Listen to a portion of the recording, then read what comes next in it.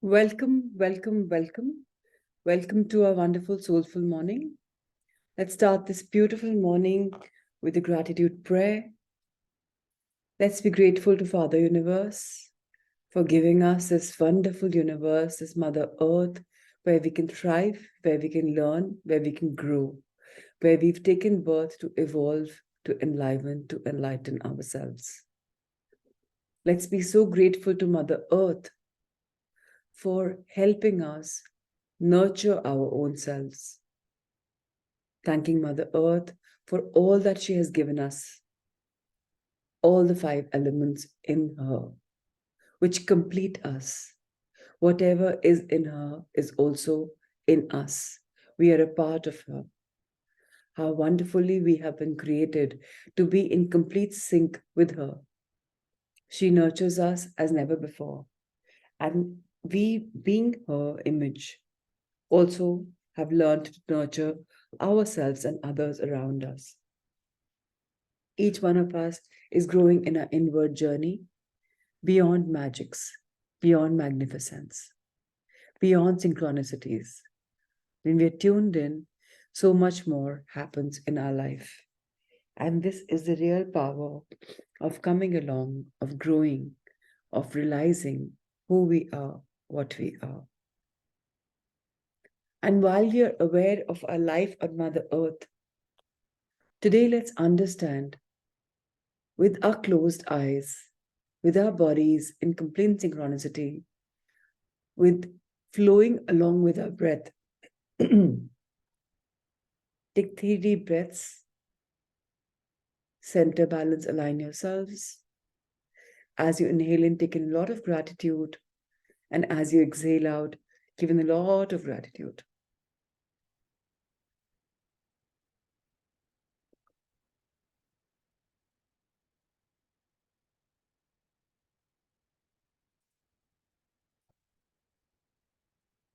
Continue to be in sync with your breath. This wonderful breath that gives our body the very breath that is required to live. When we are breathless, we're gasping for air. And when there is no breath, there is no pran, there is no life. So let's be so grateful for this breath which comes in automatically. Only just when we have to align ourselves do we really go in deep and understand what this is all about. Just the way we are now familiar with our existence on Mother Earth, let's understand that each one of us has taken multiple births in multiple lives. We have had so much happening in our lives, not only now, but even before. But how do we get to know about these? Either we go through a past life regression, or for past life regression, also we need a therapist. The therapist could record the session online and share with us, and we could just work on the script and reach our past life.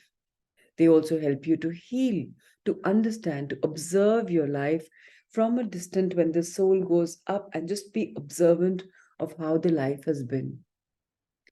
This is somebody guiding us in our regression, but we are the people being regressed. There's another modality called Akashic Records. Akasha is a place where all of our records are kept of our multiple lives. How many ever lives we have lived as a soul have been kept record in the Akash. And from this beautiful place, which is guarded by the Lord of the records, we can tap into this energy. When we tap into this energy, a lot can happen. We have had traumas in the past, they can be healed. We have had karmic packages in the past, can get to know about them and work on them. We have had some kind of dharma in the background that can also be done. Now, when you talk about karmic baggages, what is karma? What is karma? Let's understand. Any liability that remains from our prior lifetimes which we have lived, it is an etheric reality. It is in an etheric body. When people say it's ethereal, it's just not something which is witnessed on a humanly level. It's something very pure, right? So on the ethereal reality, our liability, our karma from prior lifetimes is there. Now, what all does karma include? Any troublesome repercussions. We have had any problems, any troubles, and we have not addressed them. And whatever is carrying on any repercussions from everything that we have either done or avoided from current life, or especially from prior lifetimes, accumulates together and becomes karma. So every act is a karma, and any act of not doing something or avoiding something is also karma. It's a known fact. If we avoid something in reality, it will come to us as a knock and shock of life or a lesson to be learned. So that's why avoiding is the worst strategy. To live, to witness, to observe is the right way.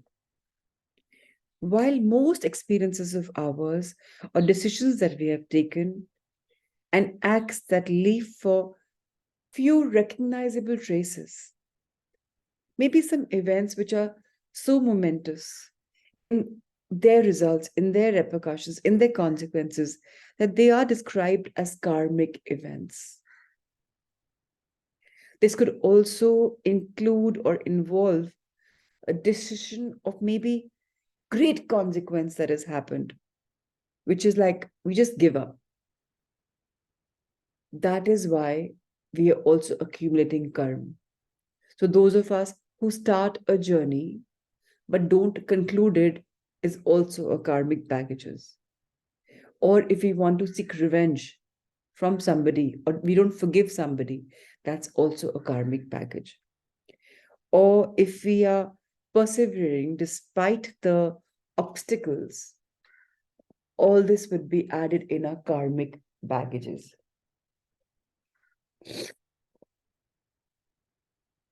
These are also tapped in the Akashic records. Now, what is dharma kind of based in Akashic records? Let's understand. When we follow the path of truth, when we follow the path of dharma, it is an asset and that remains from many, many lifetimes, and that is also an etheric reality as well. Dharma karma kaatta hai. So we have to be very sure. Ultimately, when we will have moksha, or when we will be enlightened, when we freed from this vicious circle of life and birth, life and birth, and life and death, death and life, death and birth. For this, we have to accumulate dharma and delete all karma.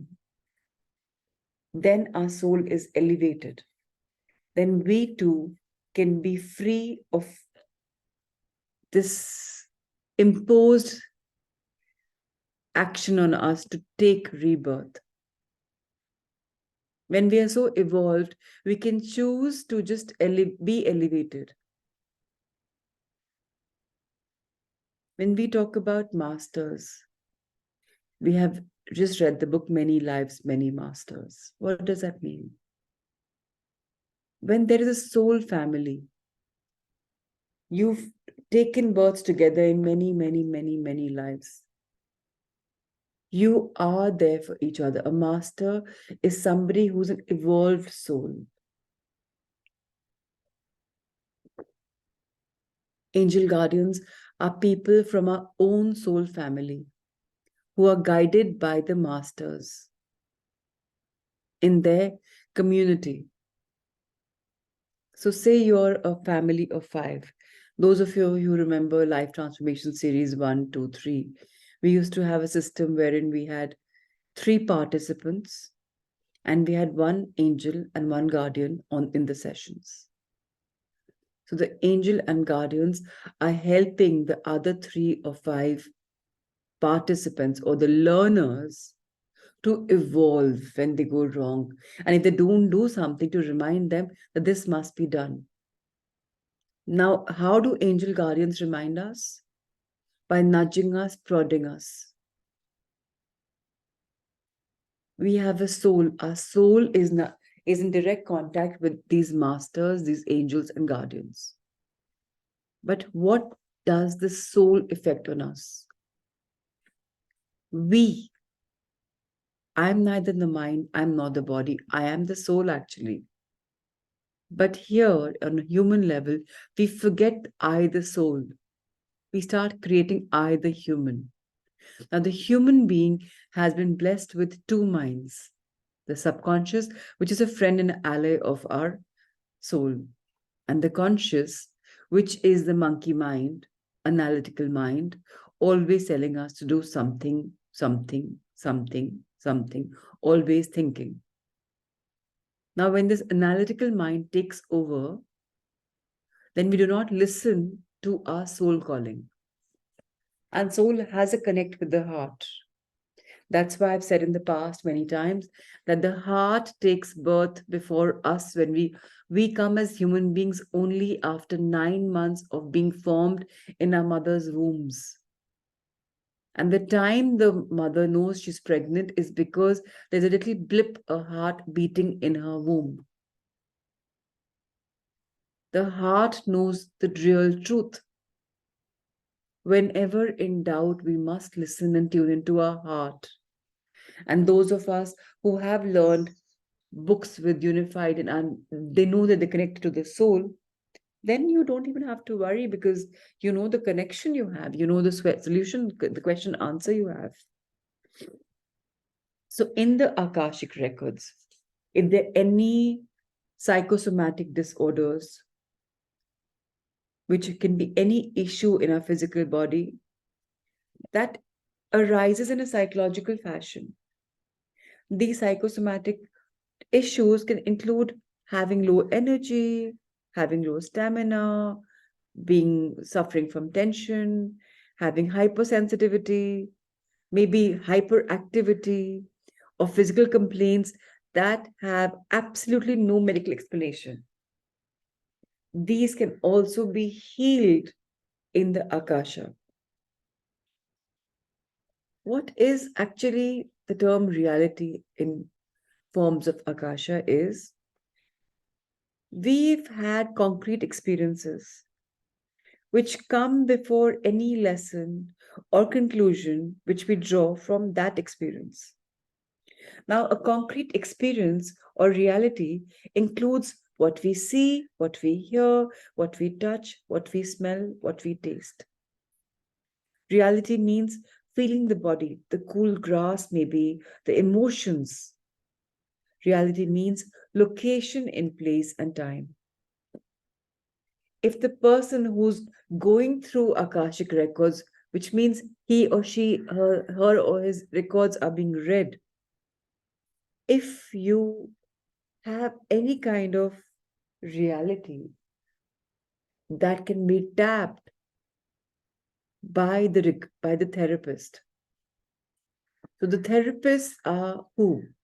There are Akashic record readers, or some people call them therapists. These people tune into the Akasha, take the support, take the guidance, take the strength, take the permission of the Lord of the Akashic records, pray to them for their wisdom, pray to the masters, pray to the angel guardians and the loved ones of the person whose session is going on. And with that permission, with the presence of the masters, angels, and guardians, tune into the records of the person who's getting her or his records opened, so that she or he, the regressionist, the therapist, is he or she is enabled to share the wisdom and the compassion whichever the masters, teachers, gurus, angel guardians, and loved ones have for the person being read. So there's nothing called Akashic records being shared. It is a personal session on a one-to-one with a person who's being read and with a person who's reading. So in Akasha, all our negatives and positives are accrued. If we have Akasha is best tapped if we have questions. Now, questions which are very meaningful to you. You can't start the questions by what time will this happen? Because time is the only constant. It doesn't matter in Akasha because records are eternal. They have been going on forever and ever. They exist everywhere, all at once, always in the here and now. So if you have questions like yes and no, Akasha doesn't work because for that, there are pendulums, there are oracles, there are tarot cards, and other stuff. So you can't be asking about time in Akasha. You can't be asking questions, replying with yes or no. What works best in Akasha are questions like why, what, how. When you have questions of why, what, and how, then your divine universal consciousness, in which we recognize as oneness, is going to be tuned into the reader who can read the state of consciousness of yours, perceive the impressions and the vibrations, and relay them to you, the person who's having it read. The Akashic records are the very beautiful, subtle, light body of universal self-awareness. They contain within themselves, they contour towards life in a way that they are towards three beautiful components. The components in the Akashic record are based on the mind, based on the heart, and based on the will. So when the reader enters the Akashic realm, the radiant vibrations of light, light is something which everything generates. If there's no light, we'll find a black hole. If there's no light, there'll be darkness, right? So everything that we are seeing because light is emitting through that. Now, whatever radiates light, our life also has radiated light. Our awareness is affected by this quality of light. So something which is very bright will be able to see very brightly. Something that is emitting less light will be able to see dull. So the quality of life affects our own awareness, our own perception. When we keep becoming lighter, lighter, lighter, and we keep emitting more light, more light, more light, then we are known to be enlightened. Those of you who know about Paramahansa Yogananda, who've read the autobiography of Yogi, you might know that there were living masters who could not be captured in the camera. They were so light that camera couldn't capture it. Lightest form of light. They don't emit anything out because they have become absolutely evolved and amazing. The effects of light become evident in thoughts, in actions, in emotions of those who are being read. And the person who's reading begins to experience maybe an increased sense of peace and well-being as she or he is healing the person being read. Now, the Akashic records, I've said this before, I'm saying it again, they're governed and protected by a very group of non-physical light beings, just the way we talked about in autobiography that there were light masters. Those who are so light that they don't have to take rebirth here. They're given a choice. Like all of you may know, I've said this like in many sessions before, Mother Earth was a very beautiful light being. She's a sister called Gaia of the Saptarishis. She herself could have evolved and been in the Himalayas and meditating and never having to come down on Mother Earth ever, in the universe ever.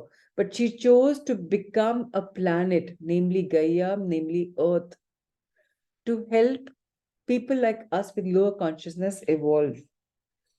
So, people as light as the masters, they are called the lords of the records, who govern, who say, who are always telling us through them we can read the books, the records. So, it's a very continual state, it's a very experiential state.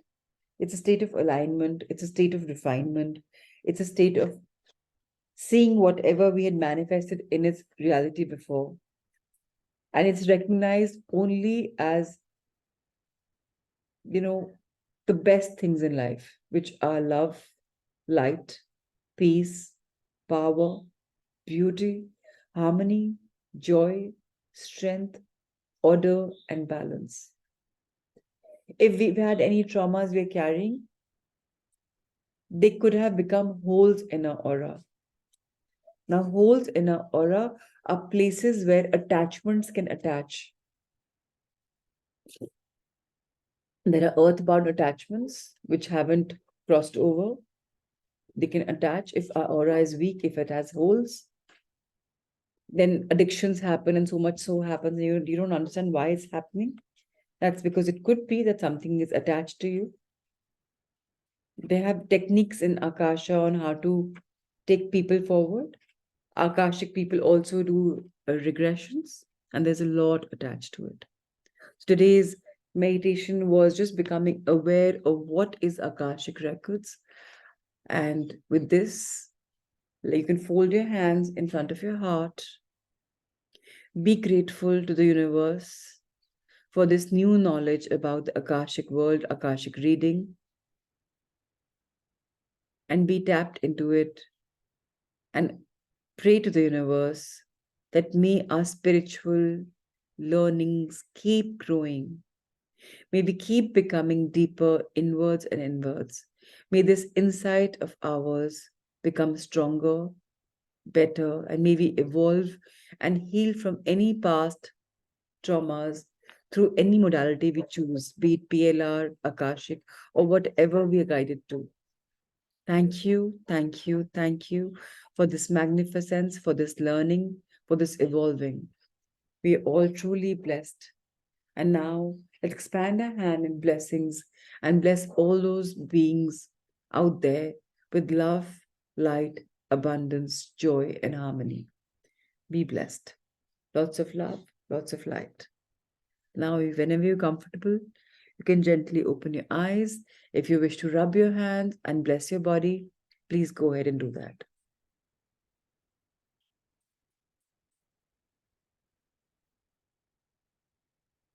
Meanwhile, I'm sharing this beautiful book of ours that we read every single morning, and that is absolutely transformational.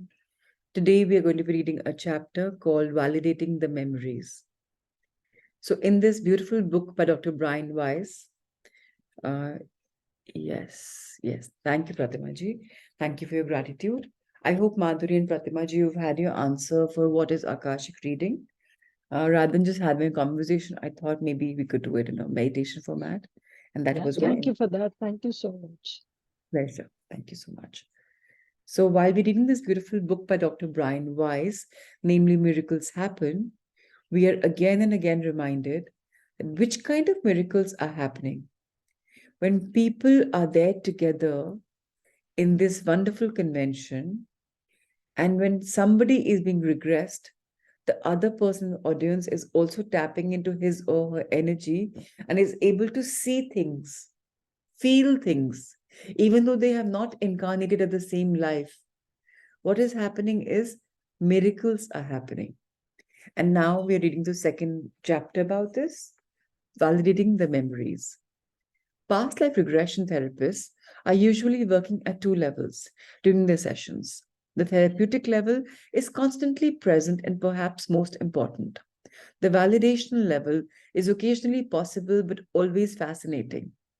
Over the years, many of my patients have been able to confirm the accuracy of the reincarnational memories through documentation of names, historical facts, or even military identifications, just dog tag numbers.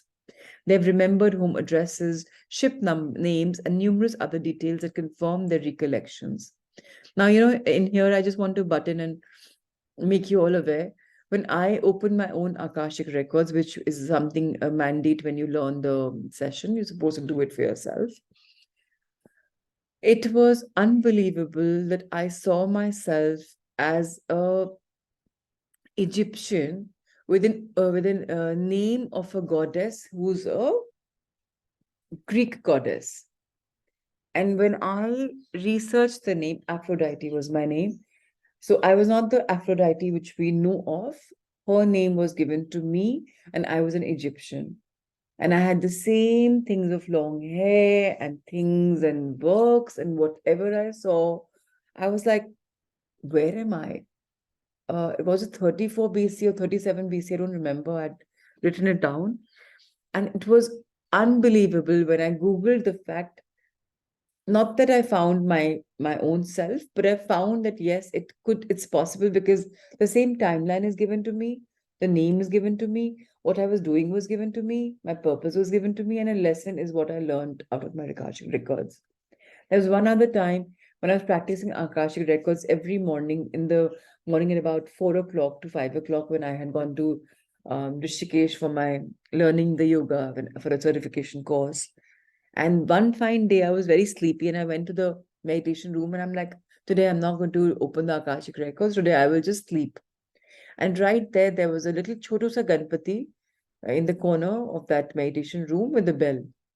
And the windows used to be open and I used to open them. I used to see Himalayas in front of me. It was a very secret place for me to meditate. That day I was lying down, I put on the shawl on me. Even though it was May, it was cold because the Himalayas were there, right?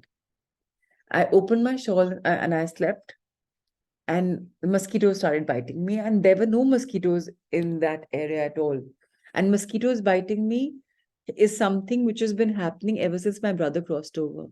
Whenever masters, angels want to listen to me, and I'm like in my ziddi mood that I'm not going to listen to anybody, I'm bitten. There's a mosquito attack on me. My brother also, when he wakes me up, that's what he does. That time he used to do that. And this time again, mosquitoes bit me. I'm like, where the hell are they coming from? Anyways, I like a Ziddi person, I said, no, today I'll sleep. And then bhadam se the bell fell down.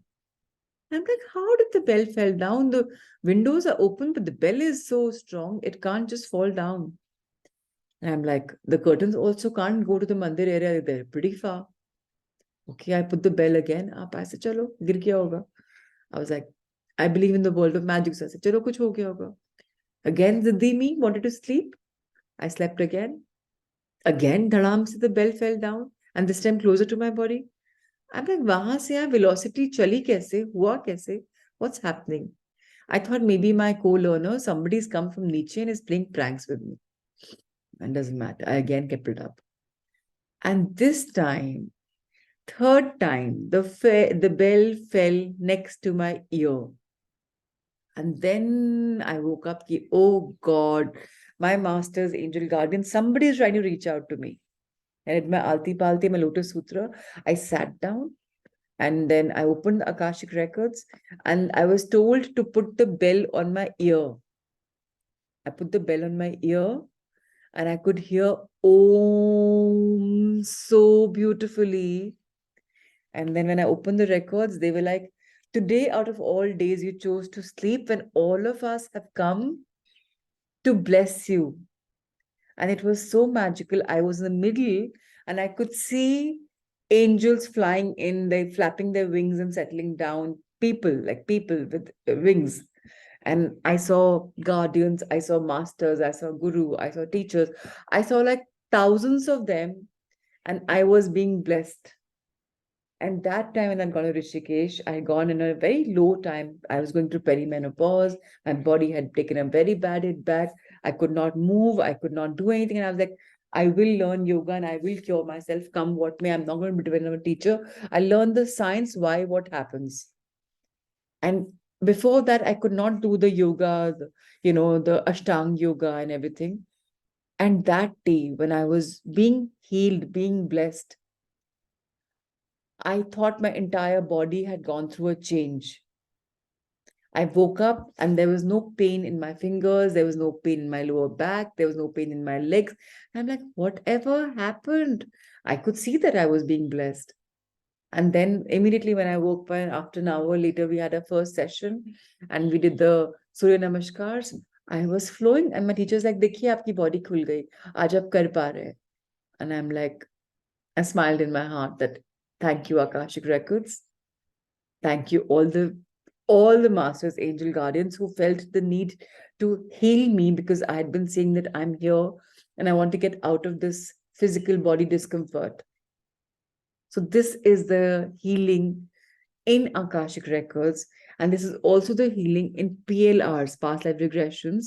That's why they call therapeutic, because whatever we are carrying with us because of this life or the past can be healed.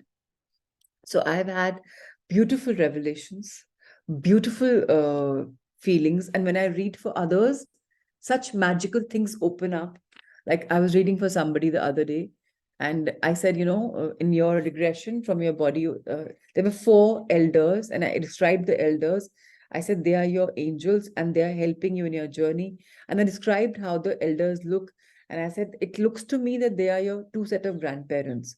I was very shocky in telling her because you can't just tell somebody that your grandparents are no longer there because you've seen them in that realm. And she's a stranger to me. I didn't even know her for 10 minutes. And she says, yeah, I don't have my grandparents. And this is my nanu, this is my nani, this is my dadu, this is my dadi. So such kind of validations happen.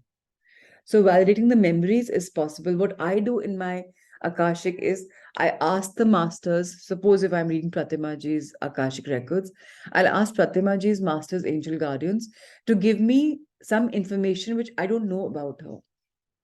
So that when I relay the information to Pratimaji, she gets belief in me ki haan, Prachi is opening my records and my masters, angel guardians are telling her about me because there's no way she can know about this. So that's how I also take validation. Till now, validations have always worked for me. Sometimes it's a little vague, but then it's always correlated somehow or other. Sometimes, people I'm reading, they say, nahi, it didn't work. And then they call me back, कि हाँ, जो आपने बोला था ना, वो ये चीज़ है. So sometimes people think about it later. Nonetheless, enough time taken today with the Akashic and the sharings and everything. I just wanted to share this beautiful thing when I was reading about these recollections. The second paragraph says, the internet has made documentation so much easier. Online searches can be carried out quickly and inexpensively.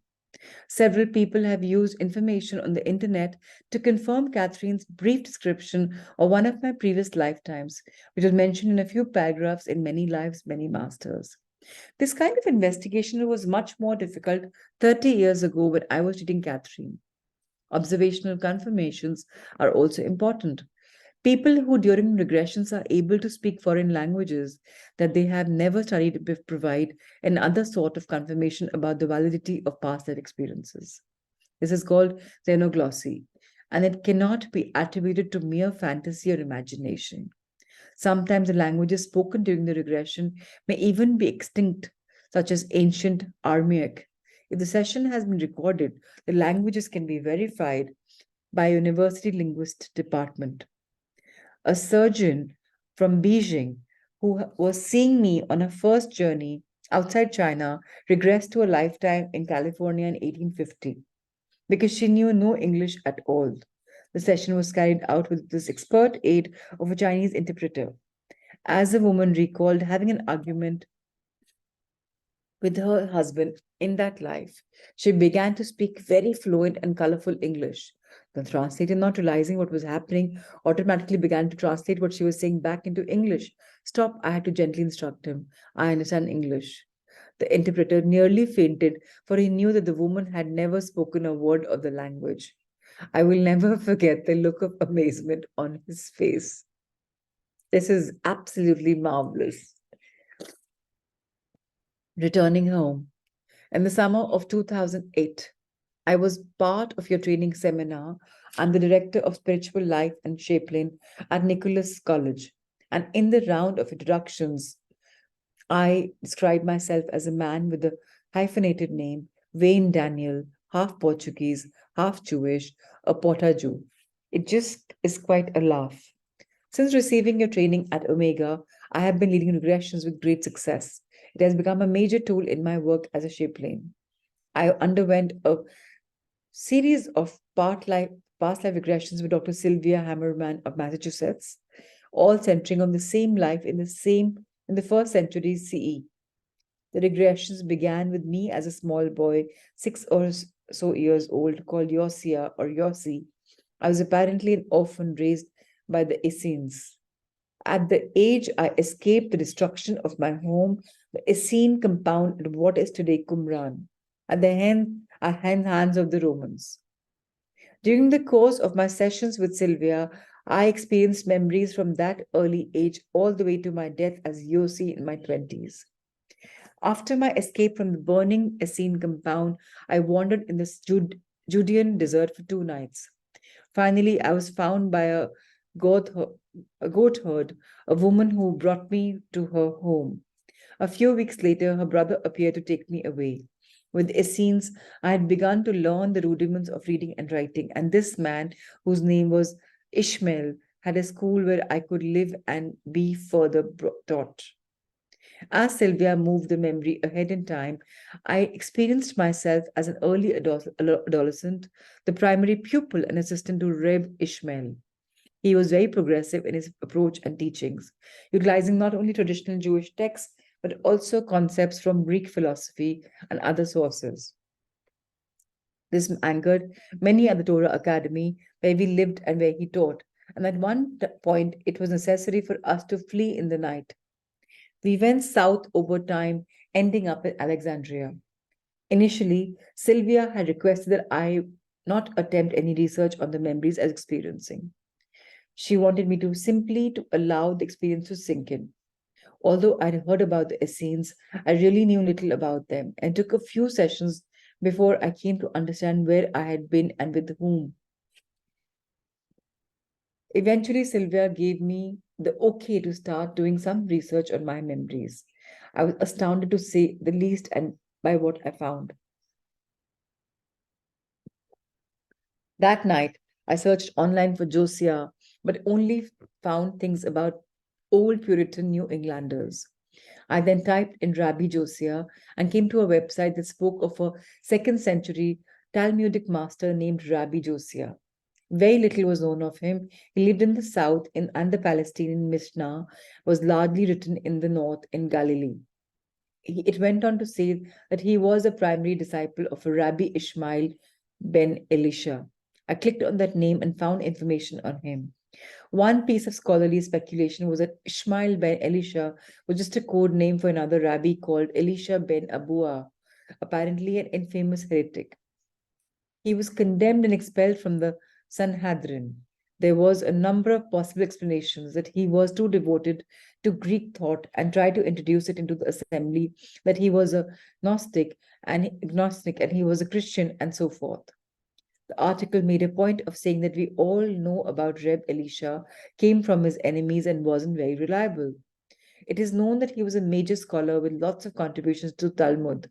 So much so, the speculation goes that some rabbis didn't want to have to expunge all his teachings. And as a result, they invented this code name to cover their flank. He's also referred to as a Talmud as Akbar and the other. Well, I was bowled over. I noticed that unlike the other names, I was seeing that Rabbi Josiah was not listed as Ben anymore, which means son of. Just Josiah, as if he had no parentage. I'd never heard of Elisha ben Obiah and knew nothing of his background. This only confirmed for me the validity of the regressions. In 2009, the summer following my regressions, I had the opportunity to travel to Israel. I stayed at a Christian monastery on Mount Zion, and I was determined to get to Qumran. In the company of a friend I'd made in the monastery, a teacher at a Catholic school in America who listened to me recount my regression experiences and didn't think I was crazy. I got in the bus and headed off. We arrived, paid our entrance fees, and approached the ruins of the Essene compound. Well, my new friend asked, I suppose you know where you're going. I certainly do, I answered. We go right in through here. But that says exit. I don't care what it says, I responded. That's the way in. I moved through the ruined compound easily and deliberately. I knew exactly where everything was and what it was. Up this lane, I said to my friend, was a place where we ate. The men sat on blankets and boys served them. Afterward, we had a meal. And sure enough, at the end of that path was a ruin marked refectory with a drawing of men seated on blankets eating. Down here, I said as we proceeded, was a place where the scrolls were written. We boys would stand on the side and the scribes would call out for more ink for a new writing utensil. They used short, hollow reeds sharpened on one end. Needless to say, we turned a corner and walked into a ruin named Scriptorium. In my first regression session, I'd seen the scriptorium with a round raised hearth burning. It was quite distinctive. I described it to my friend, saying it was right around here somewhere. Wayne Daniel, he said, looked down. There at my feet was a series of concentric circles made of stone pressed into the earth exactly as I had seen. Wayne Daniel Barrard. So, in PLRs, those of you who have witnessed it, everything is crystal clear. You see the place as a movie, you walk into it, you move around, you know exactly where what is. Now, isn't this a beautiful validation? Dr. Weiss says, in Wayne Dyne's story, in which he was a rabbi around 2000 years ago in a Shapelin now, we can see the continuing thread of a spiritual life. The affinities and interests of our current lives often have the genesis in past ones. Talents and abilities have been honed in previous incarnations before reappearing once again in the present ones. We are the sum of experiences, polished by our institutional wisdom and our evolving awareness. The most intensive validation work is generally done by the person remembering the past life, as is shown here. The therapists are busy and often have many patients, but the clients are highly motivated to confirm the memories because experiences are theirs. Confirmation of details lends even more power to the regression.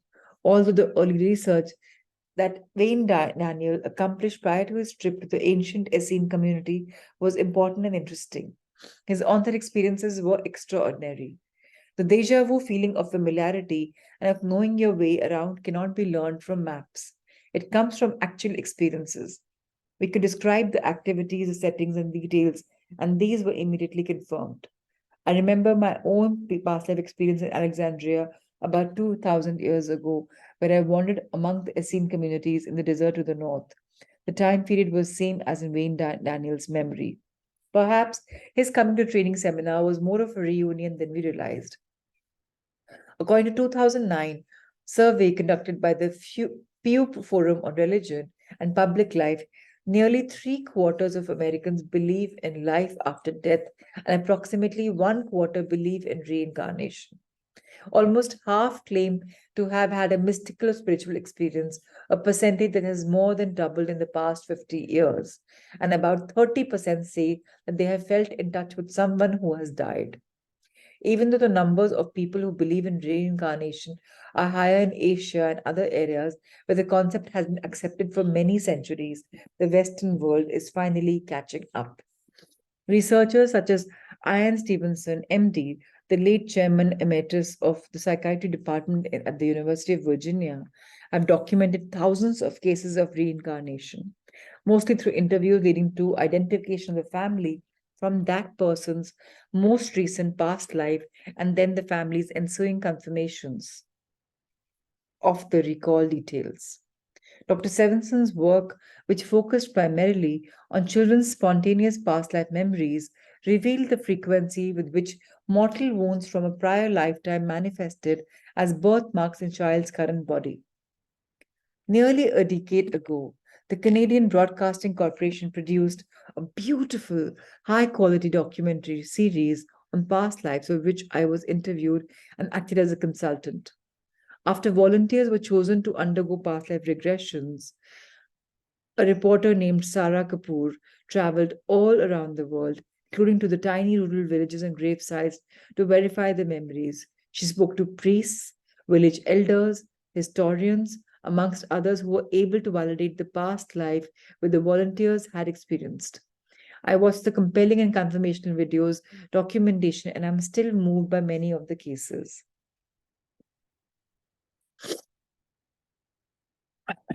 In 2008, when I had addressed several people on the Oprah Winfrey Show, that show's producer interviewed Sarah. The earlier findings were confirmed once again, and in the intervening years, additional details had emerged after Sarah had followed up with the volunteers. In my previous books, I've extensively documented clinical cases that have validated past life memories. There are countless confirmed stories. Jenny Cockle, a British woman, discovered the children whom she had born during her previous incarnation as Mary Sutton in Ireland in the early 20th century. Five of Mary's children were still alive when Jenny found them in 1990s. They were able to completely confirm Jenny's past life recall of even minor events in their childhoods, events that occurred more than 70 years prior to the emotional reunion with Jenny, the incarnation of their mother, Mary Sutton. A carefully documented account of reincarnation is found in the book Soul Survivor, the incarnation of a World War II fighter pilot by Bruce and Andrea Leninger. The parents of James Leninger observed their 2-year-old son recalling a prior lifetime as James Huston, a man who was killed in the Battle of Iwo Jima. The degree of confirmation, even of the tiniest military details, is a testament to the careful research done by little James' parents. Whether from single case reports like the experiences of Jenny and the Leningers, or from ongoing research studies by investigation of reincarnational material, extensive confirmation of the validity of past lives has been accumulated. Validation helps minds to open to new possibilities. A closed mind cannot learn anything new. A closed mind is stuck in the past. Thanks to the tireless efforts of researchers, we can legitimately state now that reincarnation can be accepted on the basis of clinical data and not solely by belief. Of course, truths really do not need research support. They exist above and beyond scientific confirmation because science is constrained by the limitations of its measuring devices. It can't prove what it cannot yet measure. When the appropriate tools are developed, the truths will be there, waiting to be discovered. Truths are independent and are unaffected by the beliefs of humans. Yet many people understandably find comfort and support in statistical and scientific proofs. Ideally, truth and proof coincide. With the concept of reincarnation, this has become the case. As an example, Sir Isaac Newton described gravity, but he did not invent it. For millennia, people knew the truth. What goes up must come down. It took the development of mathematical tools to allow Newton to actually explain the phenomenon. And as the tools of physics are further refined, gravity will be even more understood. Similarly, we can describe reincarnation even though we don't yet know its exact mechanisms. We are still awaiting our Newton. After a training workshop, I dictated a brief experience that Claire, one of our participants, had had. From Ireland, Claire had never been to North or South America before in her life until she came to my training. There, she had a past life memory in Chichen Itza, as she pronounced it. It was a place that she didn't know, that made no sense to her, yet she recalled it perfectly.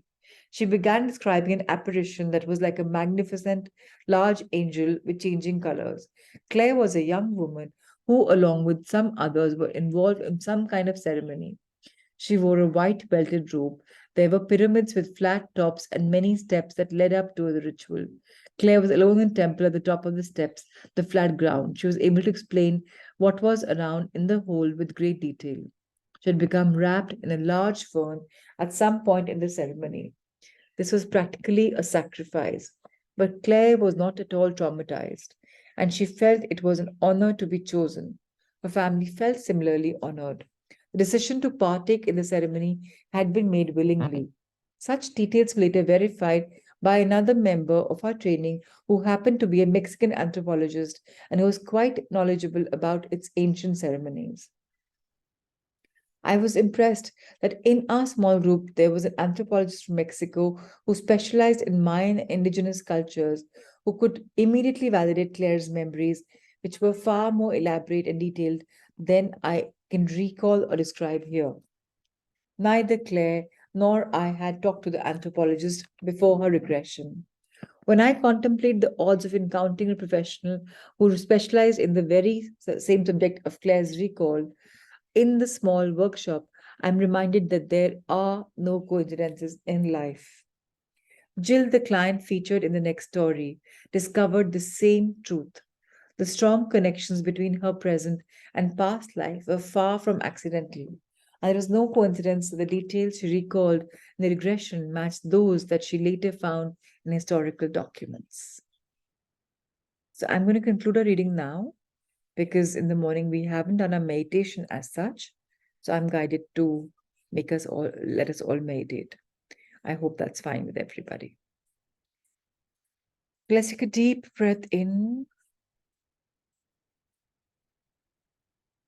and align our bodies, our mind, our being with this wonderful life that we are having.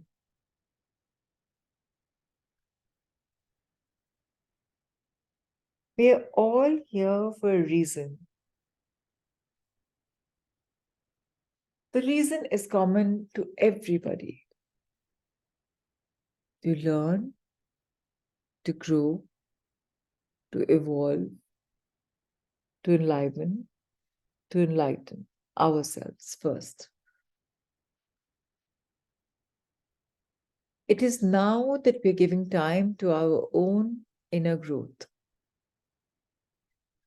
by learning to read, understand the mystics which are happening around us, which surround us.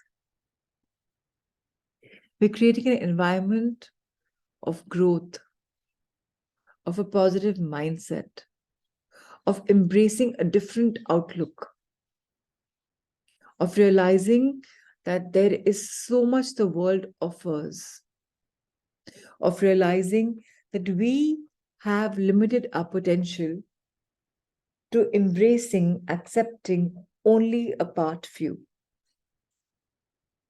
to realizing that life is full of joys. Where are we in life? Joyful, embracing it all, or joyless, avoiding it all? There are simple pleasures in life which can be so meaningful. How about growing beyond the ordinary? How about learning to involve and evolve? How about realizing that whatever we want is possible? All we have to do is to tune into that frequency and to emerge out a winner, to emerge out as a person of knowing, to emerge out as a person of experience, having experienced whatever there was on its own. Life is truly a beautiful blessing. We are blessed beyond the ordinary. We are blessed beyond words can specify. So, where are we? What are we?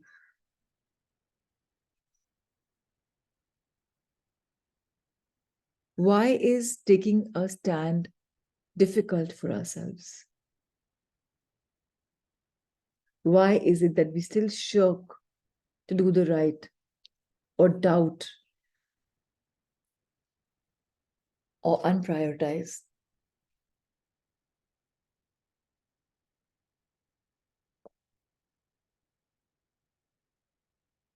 Let's think Let's ponder. Let's reflect on the magics that there are.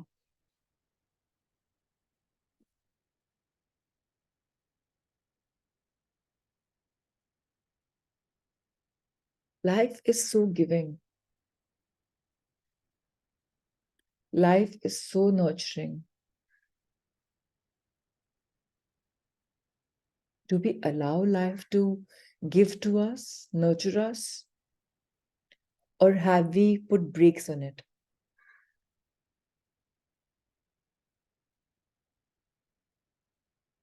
Wouldn't it be wonderful to grow, to learn, to evolve without any boundaries? As a human being, we should create boundaries wherein we shouldn't allow somebody to rob us of our good energy. They're energy chameleons, energy vampires.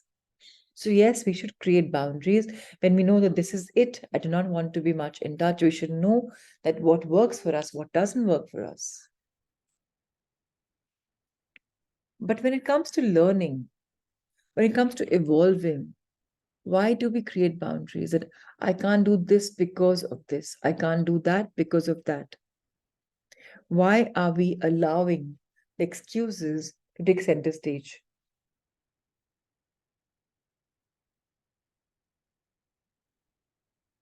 Life is so wonderful, so marvelous.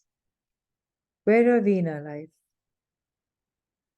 Enjoying the beauty, the calmness, the innocence, the giving attitude, the loving attitude, the gentle attitude.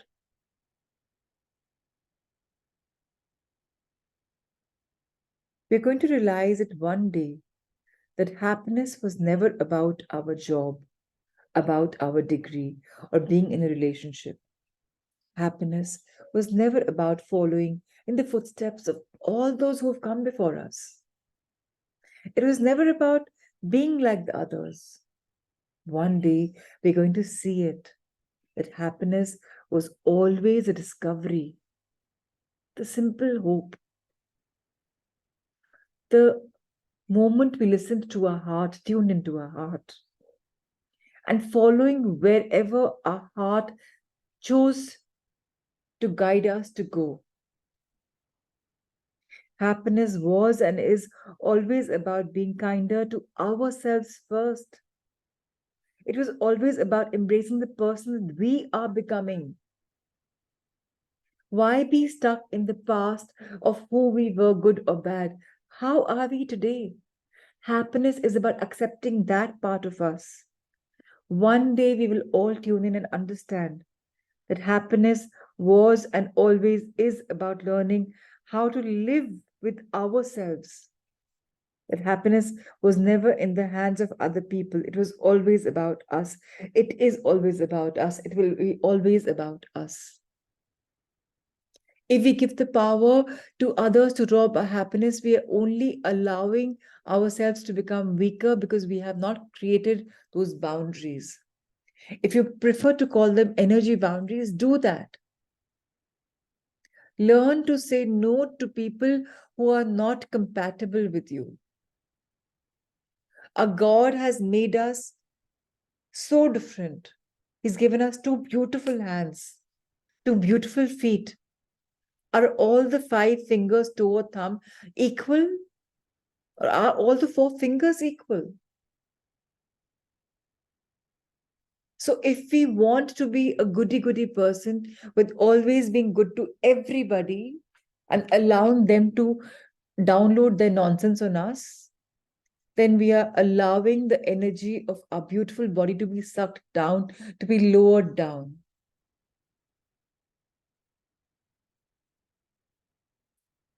Happiness is in realizing that we are people in progress, embracing the person that we were and embracing the person that we are and embracing the person that we will become.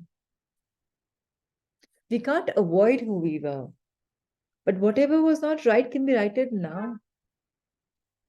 If to some reasons we couldn't give love to somebody and they've suffered, we can give love now unconditionally. Where are we in life? Let's question ourselves. Let's write down our happiness goals.